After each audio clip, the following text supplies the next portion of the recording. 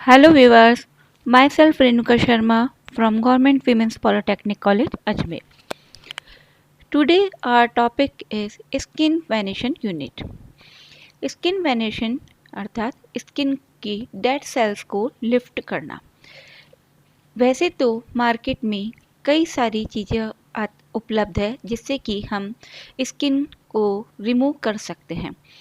Skin remove से मतलब skin की क्यूटिकल लेयर को रिमूव करना या डेड सेल को रिमूव करके और न्यू सेल्स को ऊपर की ओर पहुंचाना जिससे हमारी स्किन एकदम फ्रेश नज़र आए। इसके लिए हमारे कई टेक्निक्स मार्केट में अवेलेबल है। हम स्पेशली आज ब्रशिंग यूनिट की बात करेंगे। एक्सफ्लोएट करने से वो डेड सेल्स को रिमूव किया जाता है। वे स्किन की सबसे ऊपरी बार स्ट्रेटम कॉर्नियम लेयर को रिमूव किया जाता है जिससे हमारी ड्राई और डल स्किन हट जाती है और ब्लड सर्कुलेशन फास्ट होता है। हमारी स्किन में चमक नज़र आती है और एकदम ब्राइटनिंग लुक ऑफ एकदम फ्रेश स्किन हमें नज़र आती है।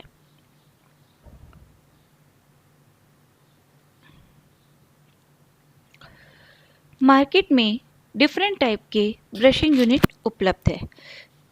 एक्सफोलिएट करने के लिए आजकल अलग से मैनुअल ब्रशेस भी उपलब्ध होते हैं। मैनुअल ब्रशेस है, मैनुअल ग्लव्स है, लूफा है ना, इस तरह के कई एपरेटस मार्केट में अवेलेबल है। इसके लिए और थोड़ा सा हैंडी और एक ब्रशिंग यूनिट की सहायता से एक कंप्लीट फेशियल लुक देने के लिए हम ब्रशिंग मशीन या पीलिंग मशीन को भी यूज़ में लेते हैं। इस मशीन के अलग अलग पार्ट होते हैं। हेड पार्ट जिसमें आगे की ओर अलग अलग अटैचमेंट नज़र आते हैं जिसे हम डिटैचेबल अटैचमेंट होते हैं जिन्हें हम अपनी उनकी आवश्यकता के अनुसार चेंज कर करके यूज़ में ले सकते हैं। इस वाले पार्ट पर इसमें बैटरी अप्लाई की जाती है जिसे बैटरी के साथ में इसे यूज़ में लिया जा सकता है। कुछ मशीन्स में इसमें इलेक्ट्रॉनिक होती है जिसमें कॉर्ड की सहायता से इन्हें इलेक्ट्रिक सप्लाई की जाती है और वह अपना फंक्शन करते हैं। कुछ मशीन्स चार्जेबल भी होती हैं जिनकी सहायता से उसे चार्ज करने के बाद में यूज़ में लिया जा सकता है। इस मशीन के में कई डिटैचेबल पार्ट पाए जाते हैं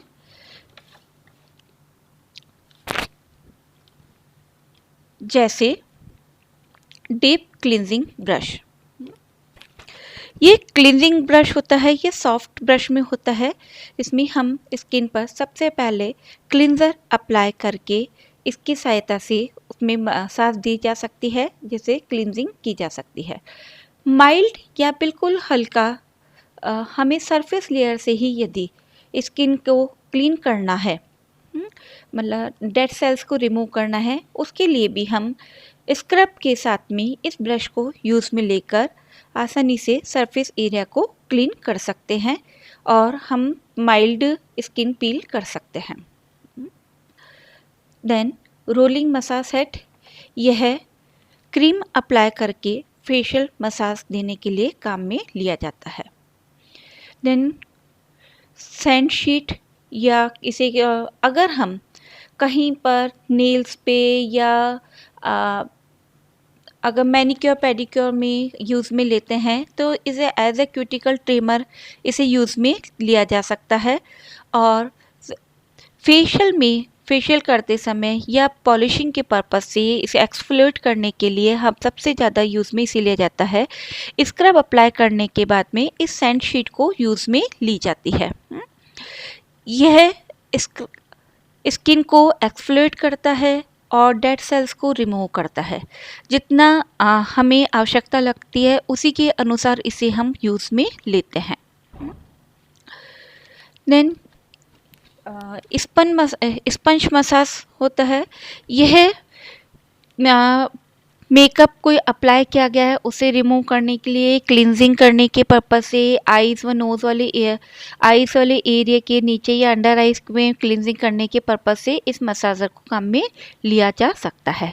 या फेशियल करते समय बीच बीच में यदि हमें किसी चीज़ को रिमूव करना है तो उसके लिए भी हम इस मसाज हेड को काम में लेते हैं।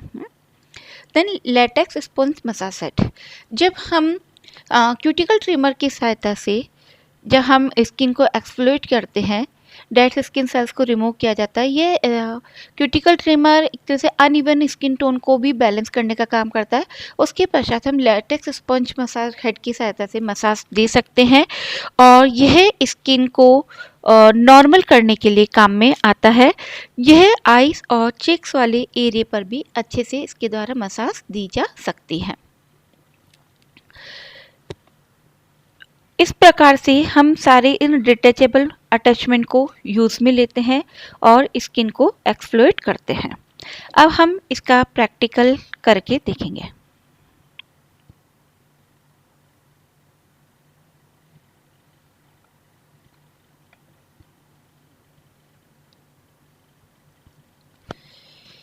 यह एक ब्रशिंग यूनिट है जो इलेक्ट्रिकल है, इसलिए इलेक्ट्रिक से चलती है। इस मशीन के आगे के पार्ट में यह नोज़ल अटैचमेंट को लगाने का स्थान होता है, जिसमें हम यह रोटेटरी ब्रश अप्लाई करते हैं, रोटेटरी नायलॉन ब्रश यूज़ में लेते हैं। इसके इस स्थान पर ऑन ऑफ का स्विच भी पाया जाता है और साथ ही स्पीडोमीटर भी है, यानी वह स्पीड को कंट्रोल करने के लिए। इस स्थान पे जो ब्रश नॉब पाई जाती है, इससे यह इसको रोटेट करने के लिए काम में आता है। स्पीड फास्ट और स्पीड कम करने के लिए इसे यूज़ में लिया जाता है। यह है नायलॉन ब्रश क्लींजिंग के पर्पज से और बिल्कुल सरफेस एरिया की स्किन को लिफ्ट करने के लिए यूज़ में लिया जाता है। यह ब्रश को यूज़ में लेने से पहले हमें पानी में इसे भिगो देना चाहिए ताकि वह सॉफ्ट हो सके और स्किन पर एकदम रैशेस उत्पन्न नहीं करे। यह जेल है, स्क्रब है, जेल स्क्रब है जिसे हम फेस पर अप्लाई करते हैं। यह स्मॉल ब्रिसल्स ब्रशर है जो छोटे छोटे एरिया के लिए यूज़ में लिया जाता है। यह सैंडस्टोन ब्रश है जिसे हम मेन एक्सफ्लोएट करने के लिए सबसे अधिक इसे ही यूज़ में लिया जाता है, जिससे हमारी स्किन सही प्रकार से एक्सफ्लोएट हो सकती है। इसे जितनी देर तक हमें यूज़ में लेना होता है, हम स्किन के अनुसार उसे यूज़ में लेते हैं। यह लेटेक्स सॉफ्ट स्पंज अटैचमेंट है जिसकी सहायता से हम स्किन के अंडर आइज के नीचे चीक्स वाले एरिया पर आफ्टर क्रूड ब्रश के बाद में उसे काम में ले जाते हैं। यह मसाजर है जिसे हम फेस पे मसाज दिए जाते हैं।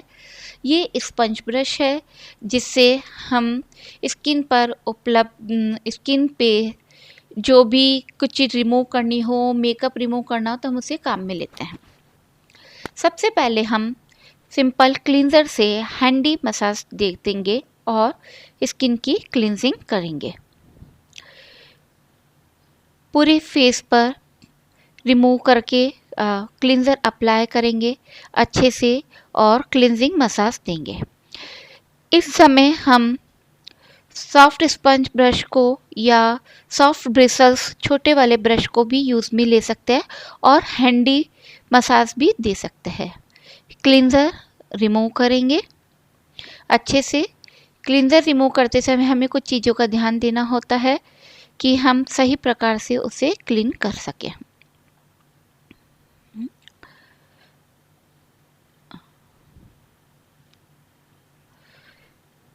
इस चीज़ का ध्यान रखिए कि क्लींजर आईज में नहीं जाए।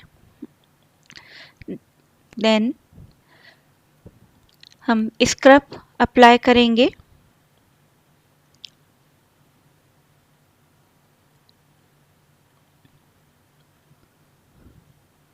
पूरे चेहरे पर स्क्रब को फैलाएंगे।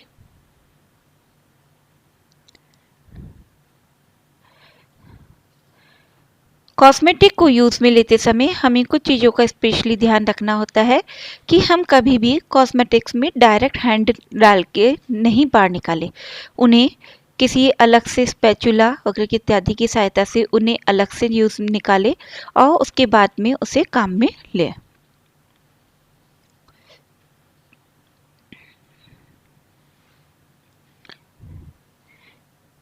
स्क्रब को पूरे चेहरे पर फैलाएं।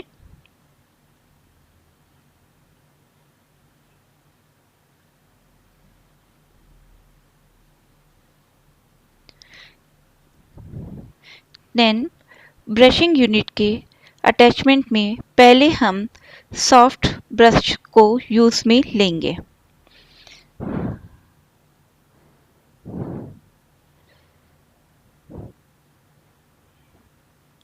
जिससे सबसे ऊपर क्यूटिकल लेयर को रिमूव करने का कार्य किया जा सके।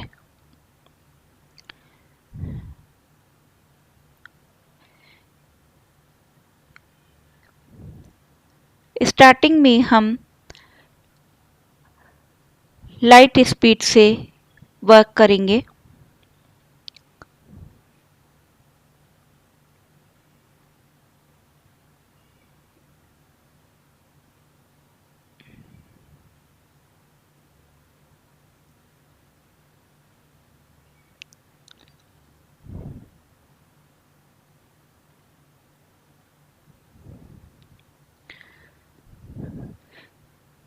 पूरे चेहरे पर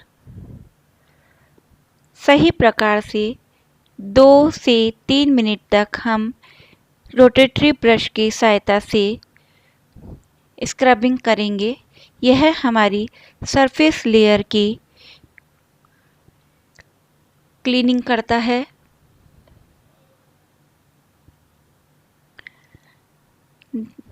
देन चीक्स वाले एरिया पर हम बड़े ब्रश को यूज़ में ले सकते हैं। इस ब्रश को हम बैक, नेक ऐसे एरिया पर भी इसे काम में लेते हैं।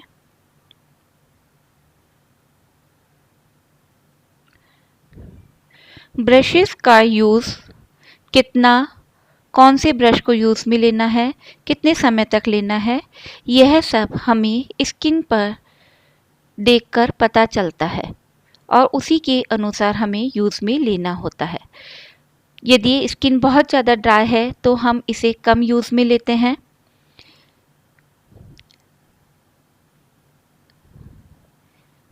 देन हम सैंडस्टोन ब्रश को यूज़ में लेते हैं। यह स्किन को अच्छे से पील करता है, डेड सेल्स को अच्छी तरह से रिमूव करता है और स्किन की अनइवननेस को दूर करता है, जिससे हमारी स्किन एकदम स्मूथ नज़र आती है।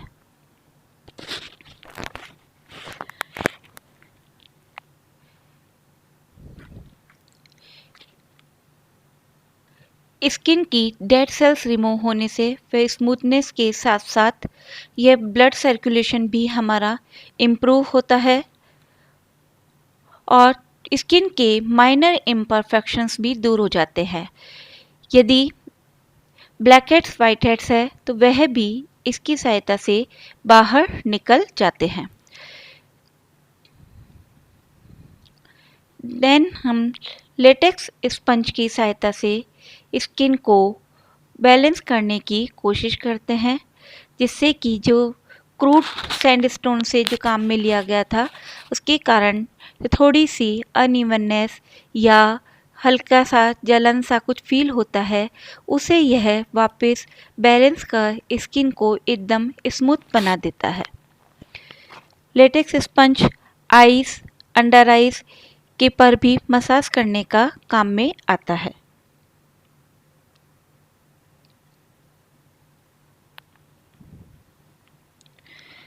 देन हम मेकअप स्पंज की सहायता से स्क्रब को रिमूव करेंगे।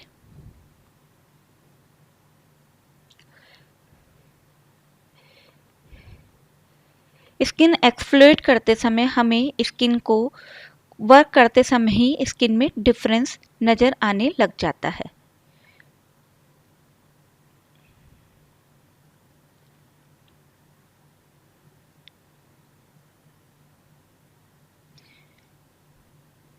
एक ब्रशिंग यूनिट की सहायता से हम एक कंप्लीट फेशियल दे सकते हैं।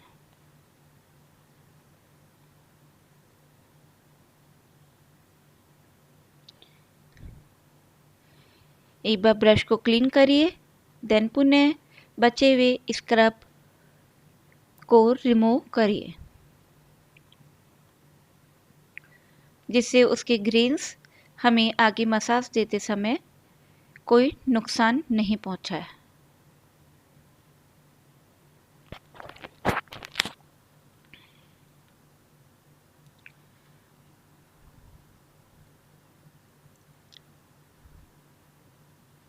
एक्स्ट्रा स्क्रब को रिमूव करें, ग्रेन्स को प्रॉपरली सही प्रकार से पूरा हटाएं।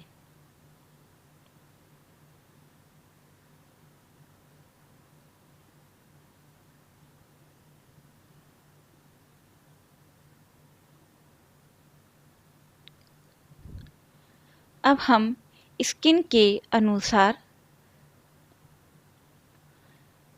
क्रीम अप्लाई करेंगे।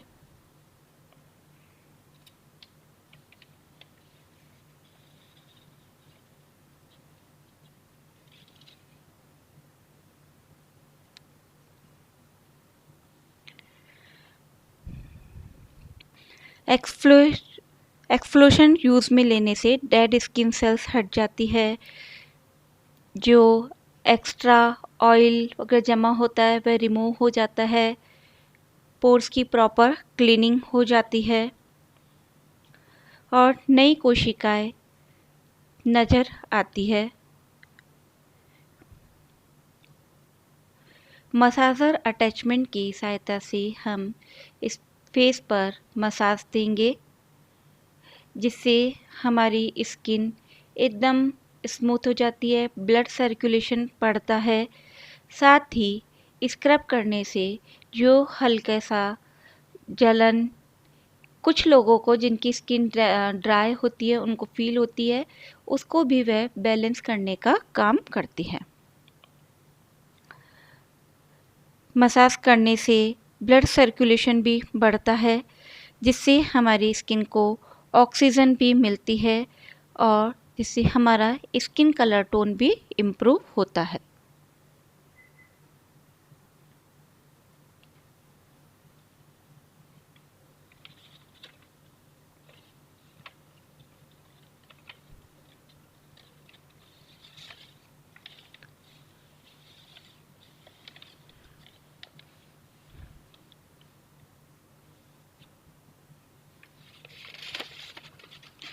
नॉर्मल स्किन पर हम किसी भी प्रकार के अटैचमेंट के साथ में आसानी से एक्सफ्लोशन कर सकते हैं, जिसमें हमें बहुत ज़्यादा समय देने की ज़रूरत नहीं होती है। इसके हम मैनुअली भी यूज़ में कर सकते हैं और ब्रशिंग यूनिट के साथ में भी कर सकते हैं।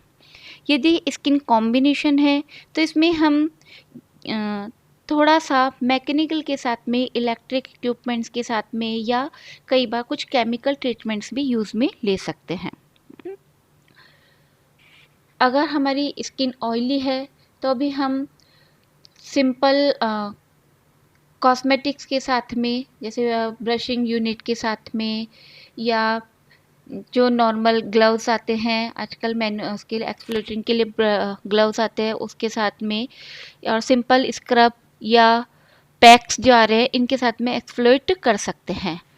लेकिन यदि किसी के बहुत एक्ने की प्रॉब्लम है, इसे अपने निशान वगैरह रिमूव करने होते हैं या एजिंग के पर्पसेस में करना है, तो फिर इसके लिए कई बार केमिकल पीलिंग करनी होती है।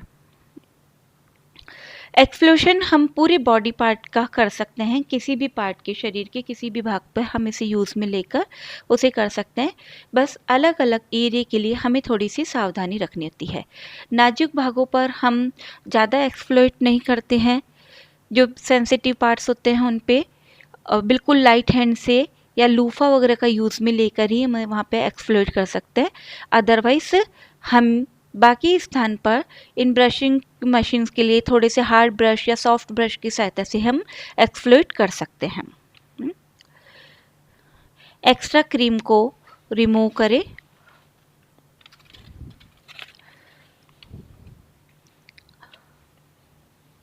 देन स्किन टोन के अनुसार फेस पैक अप्लाई कर लेना चाहिए।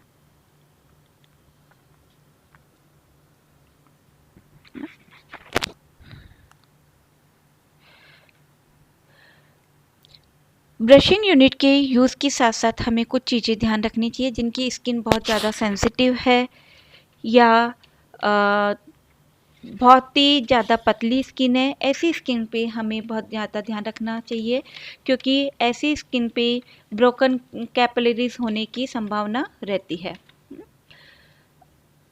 अगर स्किन सेंसिटिव है तो हो सकता है कि वेन्स डैमेज हो जाए, तो ऐसी स्किन पर हमें एक्सफ्लोशन नहीं करना चाहिए या बिल्कुल ही लाइट हैंड से करना चाहिए। केमिकल और वेजिटेबल ऑरिजिन मैकेनिकल